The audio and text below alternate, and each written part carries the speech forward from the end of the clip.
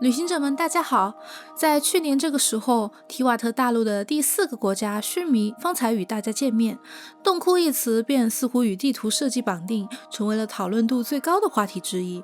同一时间，我们启动了洞窟地图绘制计划，尝试着模仿原神地图风格，弥补游戏中分层地图的空缺。在经历长达8个月的勘测和制图接力后，我们完成了须弥全境重点洞穴的地图绘制。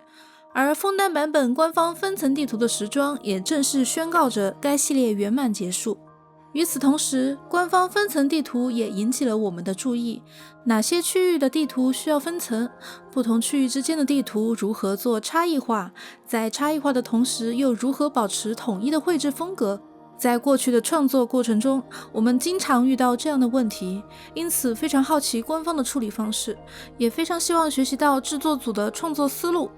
本期视频我们将围绕分层标准、样式区分、统一风格3个话题，通过细节盘点和风格对比，重点围绕分层标准，深入探讨原神分层地图的设计特点。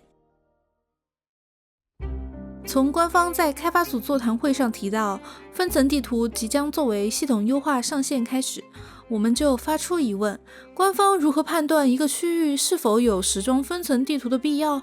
从游戏开发的角度来说，是否要将须弥之前国家的分层地图加入排期？从区域主次的角度来说，例如雨林地区演奏曲调进入的小洞，亦或是沙漠地区位于地表却处于遗迹内部的空间，是否需要时装分层地图？也就是说，合理的分层标准应当是创作前首要考虑的问题。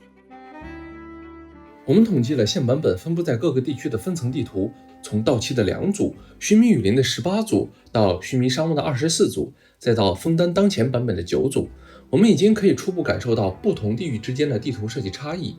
在进行叠图汇总之后，我们能更直观地看到整个地块的分层设计。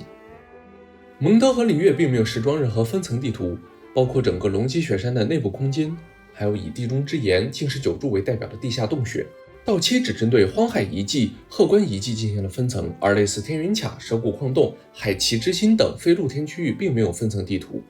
须弥和枫丹则作为本次更新的重点，从诸法丛林、大赤沙海贯穿至大枫丹湖，分层地图几乎覆盖了整个地下结构。而正如前文提到的，许多重要性较低的洞窟不在制作组的创作范围之内。通过简单的整理，我们基本可以得出最关键的分层标准，那就是玩家需求。分层地图这个概念因须弥而生，原因是从须弥版本开始，提瓦特地下空间的规模才有明显扩张。部分玩家也因为须弥洞窟的错综复杂而获得较差的游戏体验，这种负面反馈在赤亡灵版本达到了顶峰，因此将分层地图功能集中于须弥是很合理的。而枫丹潜水玩法的加入，无疑也将水下分层纳入了玩家的首要需求。相反的，前3国洞窟规模相对较小，玩家需求分散，分层地图并不能提升太多的探索体验。再者，从活跃占比角度来看，版本越新的区域应当分布着更多的活跃玩家。尽管是非露天区域极大的龙脊雪山，因为活跃玩家少，开发者也暂时没有考虑时装分层地图。玩家需求还包括一个很重要的部分，那就是剧情体验。也是从须弥版本开始，大体量的世界任务不仅提供了更加丰富饱满的故事细节，更承担着指引玩家探索地图的职责。经典长篇任务森林书几乎带领旅行者走遍了雨林的每一个角落，部分层级的命名也是很直接的定为迅峻点亮的洞窟小径，或是须罗逊的藏身地。雨林地区的分层设计和森林书是紧密联系的。除了在吉祥巨书中随兰丽遮进入的秘密基地，和在水天共书中找到法沙并完成隐藏任务的神秘洞穴，其余所有的任务点位都可以在对应的分层地图中找到指引。除此之外，大型任务黄金梦乡指引旅行者初次踏入舍身步道、秘仪圣殿乃至整个赤亡灵地下奇观。比勒奇斯的哀歌让我们穿过居尔城墟，窥见永恒绿洲的一丝宁静。善恶的赫瓦雷纳分别开启了进入金石铜城、余渊地区的通路。水仙的安、古老的颜色等世界任务又对应着安眠处、厄里纳斯内部等独立区域，开启了众多与众不同的冒险。除玩家需求之外，内容设计同样是非常关键的分层标准。通常情况下，分层角标的分布等价于内容设计的存在，分层角标也是分层地图最直接的绑定。通俗来讲，在大部分情况下，我们通过点击拥有分层角标的地图标记点来直观的进行分层地图的查看。最常见的就是位于非露天区域的传送锚点和秘境入口，即使所在区域空间极小，由于这些点位的存在，一定程度上也证明了该区域的重要程度，甚至传送点位本身就是一种内容设计。关于传送点分布的合理性，以后我们有机会可以单独讨论一下。此外，战斗类内容设计如翠林孔训、无相之草、铁甲熔火帝皇等讨伐首领，供放类设计如花海、甘露池等地图标识，因其在内容和玩法上的特殊性，毫无疑问是分层设计的首选。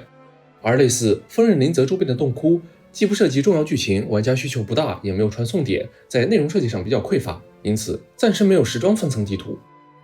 独立于玩家需求和内容设计，结构限制是分层地图缺失的根本原因。我们统计了一些存在分层设计但为时装地图的区域，大致总结出如下几种情况：一、如绝望之殿、白松隧道等两端开放的短距离通道，这些区域更类似于地表被地形遮挡的开放空间，难以用层定义；而遗忘之路几乎完全深入山体之中，论长度而言也拥有更高的优先级。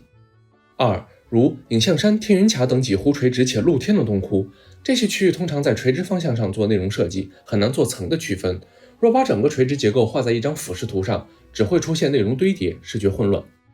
三、如巨人峡谷、五绿洲的结遗等半嵌入式结构，这些区域在大地图上已经绘制有部分露天内容，而且倾斜区域的分层同样比较困难。在本段落的最后，有两个地方比较特殊，我们想单独拿出来说一说。第一处是梦之树所在洞窟，这个区域无论玩家需求还是内容设计都很充实，也没有所谓的结构限制，但偏偏没有分层地图，甚至梦之树标识本身都没有分层角标。实地考察一番发现，我们可以在洞内抬头看到一处连接地面的洞口，白天有阳光洒下，夜晚可以看到星空。但当我们于地面上走到同一位置，并不能在任何地方找到那个洞口。没有时装分层地图，也许是因为梦之树所在的区域本身就不完全真实呢。第二处特殊区域，我们想重新聊一聊龙脊雪山这个老版本地块。尽管在前文已经提到，雪山的活跃玩家少，内部空间也不牵扯重要剧情，仍然有包括我们在内的许多玩家认为应该有分层地图。但事实上，雪山是迄今为止最难分层的区域之一。纵然在枫丹版本，雪山仍是垂直设计上的王牌，整个山体内部呈底部宽、顶部窄的锥形，不止一条螺旋冰道纵横在岩壁之间，连接着不止一处且海拔各异的出口，既存在半露天区域，也存在半嵌入式结构。上层岩壁遮挡下层，而下层通过倾斜的冰道实现了上下层平滑过渡，各种坡和坑交错在一起。如此种种，雪山如何做分层设计？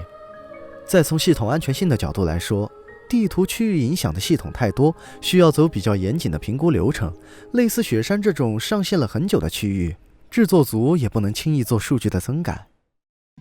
在以开发的视角了解完分层标准之后，我们再次回到这张分层地图汇总表。这一次我们将从绘制本身出发，探讨一下不同国家和地区的分层地图在样式区分上是如何处理的。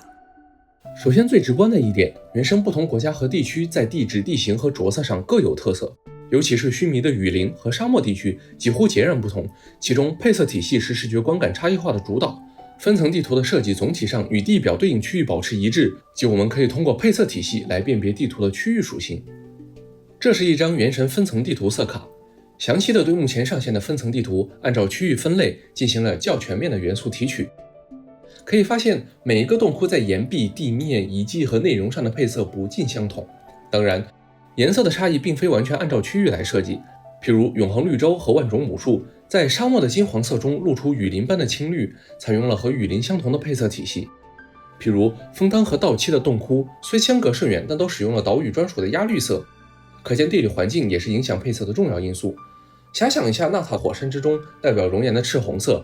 至东雪原之下代表冰墙的铂蓝色。丰富的配色体系强化了玩家对洞窟的视觉记忆，也正是这些颜色构成了多样化的分层地图样式。关于样式区分，随着 4.0 版本的到来，开阔水域大枫丹湖与以往所有分层地图都不一样，这也引出了开阔空间与非开阔空间的区分。非开阔空间的决定性特征是进入区域需要穿过一个相对封闭的隧道式区域，比如进入安眠处、自然哲学学院等。以上区域采用了和山洞相同的逻辑，即通过有限洞口进入的闭塞空间。而水下开阔空间则表现为可由露天地带直接进入，整个水面都是入口。该部分的风格化方式是单独设计的。大枫丹湖周围并非像洞窟一般被岩壁包裹，而是由连绵的浅滩地区直接与地面相连。我们甚至可以看到枫丹亭、欧毕克莱歌剧院的部分建筑结构在部分修改后大体直接复制了地表地图，加以半透明的白色以作区分。这些设计都充分体现了大枫丹湖开阔水域的属性，也成为了目前游戏中最特殊的一块分层地图。当然，提到分层地图的特殊性，美陆星在旅行者地图上的涂鸦十分引人注目。随着世界任务古老的颜色不断发展，地图上的涂鸦也不断变化，告知着旅行者进入的方向。这是首次在地图上出现不属于地图本身的东西，这种互动也许为原神地图设计的多样性提供了新的思路。最后，我们想借自身创作地图的体验，分析一下原神分层地图是如何保持统一的绘制风格的。第一，岩壁结构。分层地图各有特色，但对于岩壁结构却全部采用了截断面的绘制方法。这一点早在渊夏宫的蛇肠之路就有所应用。简单来说，就是围绕洞窟一周绘制一层厚度均匀的岩壁，而非类似层岩巨渊地下矿区的厚岩壁。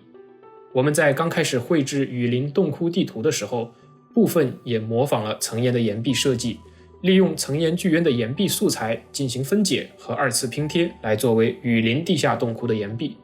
这样做耗费了大量的时间。而在之后沙漠洞窟设计时，我们采取了简化的岩壁样式，优点是削弱了岩壁的占比，使得洞穴整体轮廓和内部结构更加清晰，减少了上下层的视觉遮挡，同时一定程度上可以缩短绘制时间，降低项目时间成本。最终 4.0 版本官方上线的分层地图中，我们也可以看到官方采取了相同的处理方式。第二，着色风格。正如前文已经说明，丰富的配色体系是实现地图多样性的基础，但对于原神的地图，颜色仍然是保持风格统一的关键要素。原神分层地图采用的颜色主要以实用为主，而非100%还原所有的地形材质。这些地图大多为明度较高的亮色，比如沙漠地区的岩壁在游戏中实际是红色砂岩，但我们看到的分层地图采用了金黄偏棕的颜色，这一点在大枫丹湖的水底地图尤为突出。大面积的亮色使用更符合幻想世界的视觉基调，也同地表的地图明艳的色彩形成呼应。另外，关于阴影的绘制，原神中大多数采用的是硬阴影而非软阴影，